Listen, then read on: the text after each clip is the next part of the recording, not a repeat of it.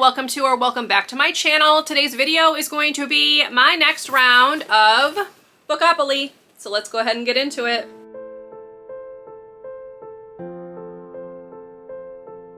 All right, as usual, let's go ahead and start with recapping how I did with last month's rolls. So roll 1 landed me on Nature on the Cover, and for that I chose The Weaver Bride by Lydia Gregovic, which I did read. Roll 2 landed me on Randomize, which means Goodreads chose a random book from my want to read list. It chose Not in Love by Allie Hazelwood, which I have not read yet, but is going to be my next read, so it will get done before the end of the month.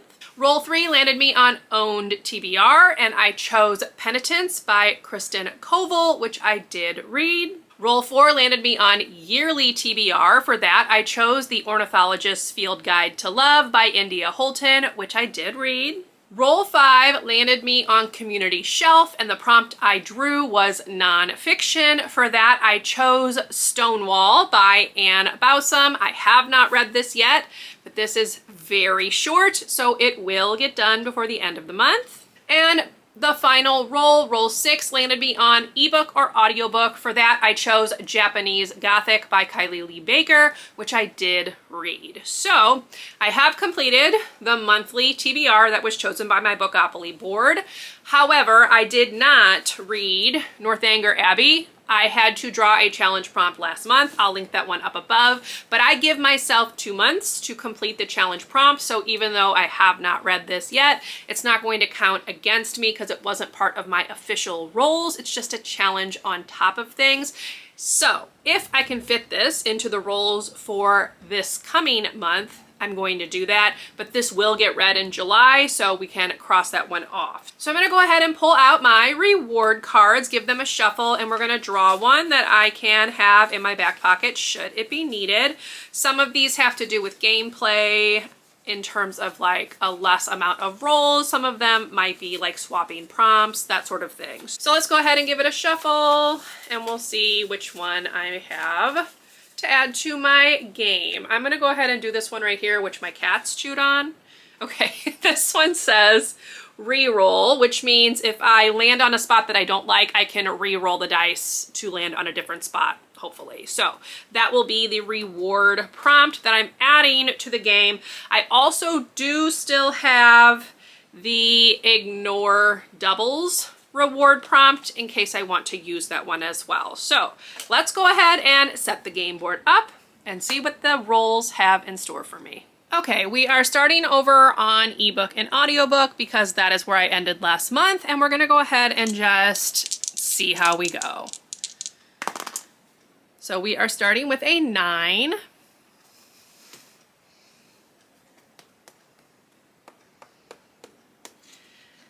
And that one is Building on the Cover. So let's see what I can find. Okay, for Building on the Cover, I'm going to go with a book that I checked out from my library and have not yet gotten a chance to read. So that is People from My Neighborhood. This is by Hiromi Kawakami, translated by Ted Goosen. This one is a collection of stories about people that live in this neighborhood.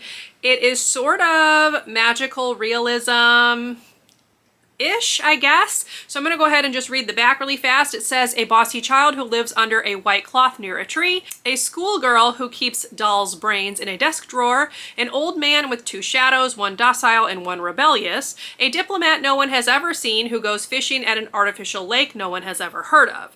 These are some of the inhabitants of People from My Neighborhood. So obviously a little off the wall, but obviously there are houses and buildings on the cover, so it works for this prompt. This one's very short. Some of these stories are only like a single page long, so I'm curious to see what I think, but this will be the first book on the TBR for July. All right, roll 2 is a 7.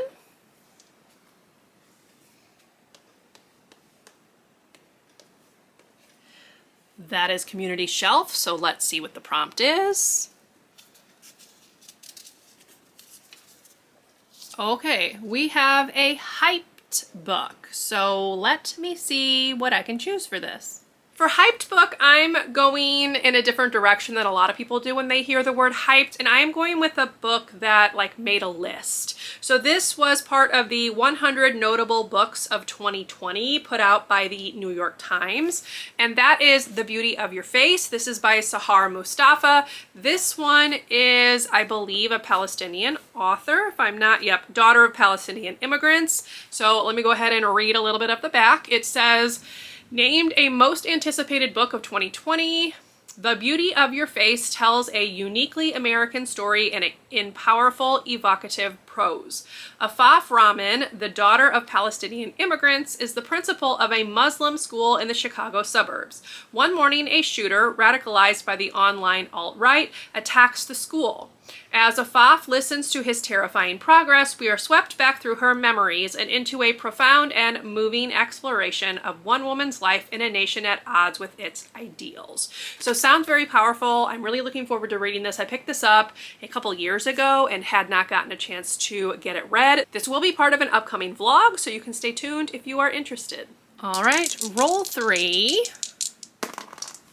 is a 6.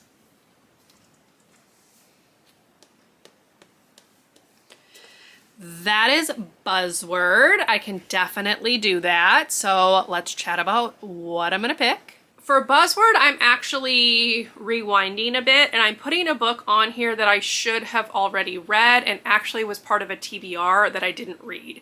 And that is The Shoemaker's Wife by Adriana Trigiani. This was my buzzword pick for May. Make needed to be in the title, and I did not get this one read. The reason I'm not doing July's buzzword for this pick is that I have already read my July buzzword because that one was to read a book with an occupation in the title, and I read The Ornithologist's Field Guide to Love last month. So I've already read July's buzzword, so we're gonna go ahead and back up, put this one back on the TBR, and hopefully actually get it read this time. So this one says, let's see, the fateful first meeting of Enza and Ciro takes place amid the haunting majesty of the Italian Alps at the turn of the last century. Still teenagers, they are separated when Ciro is banished from his village and sent to hide in New York's Little Italy, apprenticed to a shoemaker, leaving a bereft Enza behind. But when her own family faces disaster, she too is forced to emigrate to America. Though destiny will reunite the star-crossed lovers, it will just as abruptly separate them once again, sending Ciro off to serve in World War I, while Enza is drawn into the glamorous world of the opera and into the life of the international singing sensation Enrico Caruso. Still, Enza and Ciro have been touched by fate, and ultimately the power of their love will change their lives forever. So that is going to be this one. Let's hope, as I said, that I can actually get it read this month. All right, roll 4. That is another 9.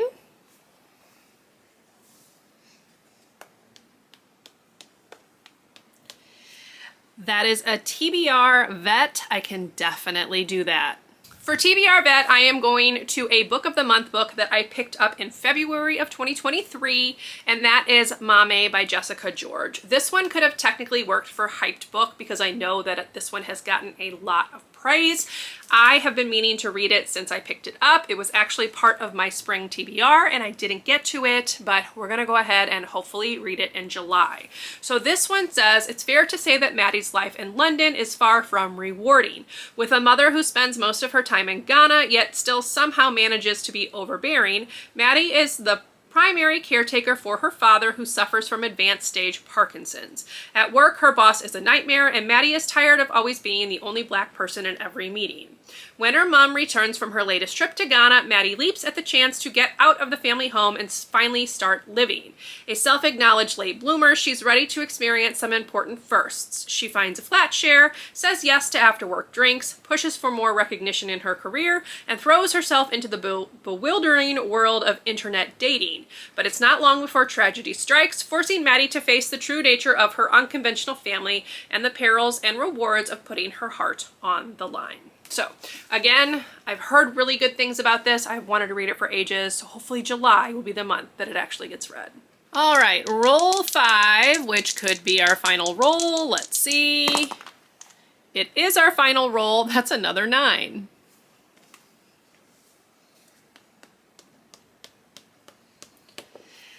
and that is ebook or audiobook, which is exactly what I ended on last month. So that's interesting. Let me go ahead and see which one I want to pick for that. Okay, for ebook / audiobook, I am going with an audiobook, and I am going with an Audible exclusive, and that is The Spies That Bind by Ali Carter. This is the prequel to the Gallagher Girls series, which I read a few years ago and really enjoyed that entire series. This one is following Cammie as she enters her spy school for the first time. So this one says, the first day at a new school is tough for any kid, but it's especially scary when you're going to a school for spies. Cammie Morgan has spent her whole life dreaming of becoming a Gallagher girl, but she has no idea what she'll face when she arrives at the Gallagher Academy for Exceptional Young Women. Secret passages? Check. Lab experiments that might make you lose your eyebrows and other body parts? Check. Classmates who are the smartest, strongest, most intimidating girls in the world? Double check. Cammie might be a Gallagher legacy, but she's about to learn that the most intimidating part about the Gallagher Academy are the Gallagher girls themselves. Soon Cammie and her clumsy but genius roommate Liz and the glamorous Bex have to learn the most important lesson of the 7th grade. Getting into spy school is hard. Surviving spy school is harder. So it sounds really cute. As I said, this is like the prequel, so she is young at the start of this one. So yeah, that will be the final book for July's TBR. This was a very nice round. Okay, let's also chat about a few other books that I am hoping to get to throughout the month of July. I have some new releases that are on my radar. So I have Every Version of You by Natalie Messner. I have Ruinous Ends by Ivy Marie. I have Sea of Charms by Sarah Beth Durst. And The Gilded Blade by Jennifer Lynn Barnes. That one will actually, I think, complete the Grandest Game series, which is the sequel to the Inheritance games. So I would really like to get that one read so I can check that series off my TBR. I also do have a couple of ARCs out from NetGalley. So I have Reliquary by Hannah Witten, and I also have The Unknown by Riley Sager. So The Unknown comes out very early August, so I definitely at least want to get that one read before the end of the month. Reliquary, I think, comes out the 11th of August, so I have a little bit more time, but I will definitely be talking about these ones in some kind of vlog just to fulfill my part of the deal with getting an e-arc. But yes, those are the other ones that are kind of on my radar that I'm hoping to get to. I also will need to read the July pick for the Literally Dead book club, which is Dead But Dreaming of Electric Sheep by Paul Tremblay. I've never read anything by him. He is one of Kayla over at Books and Lala's favorite authors, so that's why she picked this one. So we'll see what I think about that one. It's not really something that I would have picked up on my own, so we'll see how it goes. All right, and then we have my July nonfiction pick. So July is Disability Awareness Month, so I will be reading How to Tell When We Will Die by Joanna Hedva. The tagline on this is On Pain, Disability, and Doom, and this is an essay collection. So there's a number of essays in here that all kind of deal with different topics around the idea of disability activism and what it's like to be a disabled person in the world these days. I think specifically the United States, but I'm not positive. So that's the one I've chosen to read for July. If you would like to join me in reading it, I will leave a community post where you can share thoughts, and I have also created a group over on Fable. Again, all of that is linked in the description box, and I will leave a link to the community post once it goes live on July 1st in the comments. So you can check that out if you would like to read this along with me, but that will be the nonfiction book that I'm reading for July. So I think that's gonna do it. Let's go ahead and do a quick recap of the official TBR, and then we are gonna close out this video. So book 1 is People from My Neighborhood by Hiromi Kawakami. Book 2, The Beauty of Your Face by Sahara Mustafa. Book 3, The Shoemaker's Wife by Adriana Trigiani. Book 4, Mame by Jessica George. And book 5, The Spies That Bind by Ali Carter. So this was a very nice round of Bookopoly. I definitely cannot complain at all, especially because I was able to fit a number of books on here that I wanted to read anyway, so it was kind of perfect. Now, I will not be doing a round of Bookopoly for August. That is the month that I go back to work, and I want to just be easy on myself that month as I'm getting ready for the new school year. So you will not see a round of Bookopoly.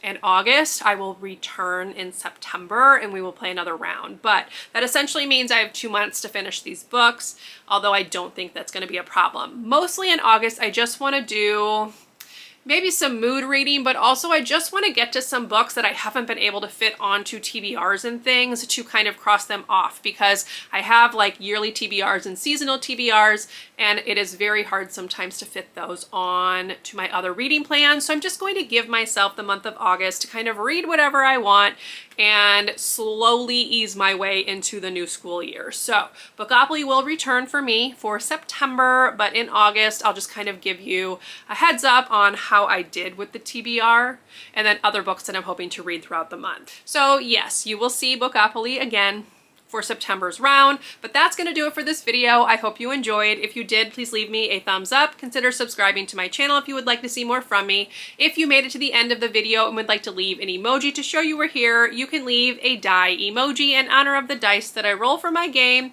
and I will see you in my next video. Bye everyone.